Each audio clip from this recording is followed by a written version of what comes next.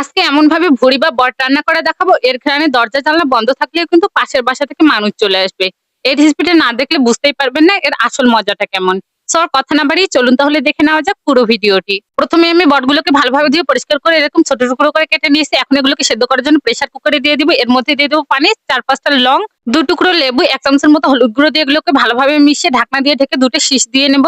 শীষ দেওয়া হয়ে গেলে এগুলোকে পানি থেকে তুলে নেব। এভাবে করলে কিন্তু পুরির মধ্যে যে বাজে স্মেলটা থাকে সেই স্মেলটা কিন্তু দূর হয়ে যায়। এখন কড়াইতে তেল গরম করে এখানে দিয়ে দিব 2 টুকরা ডালচিনি, সাদা এলাচ, লং আর তেজপাতা। এগুলোকে ভালোভাবে মিশিয়ে নিয়ে এখানে দিয়ে দিব পেঁয়াজ কুচি। এরপর পেঁয়াজ কুচিটাকে নেড়েচেড়ে ব্রাউন কালার করে ভেজে নেব। এখানে দিয়ে দিব আদা রসুন কাঁচামরিচের পেস্ট 3 টেবিল চামচ পরিমাণ। এগুলোকে ভালোভাবে মিশিয়ে নেব।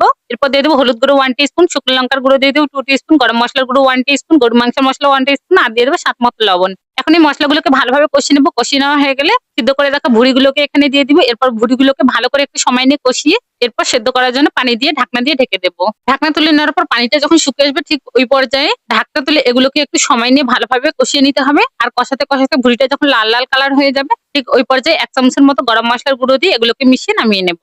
আমার দেখানো প্রসেস ফলো করে এভাবে একবার ভুড়ি ভুনাটাকে তৈরি করে দেখুন, দেখবেন কোনো প্রকার বাজে স্মেল করবে না আর এটা খেতে কিন্তু অসাধারণ হবে। বাসায় কখনো তৈরি করে খেলে অবশ্যই আমাকে কমেন্ট করে জানাবেন।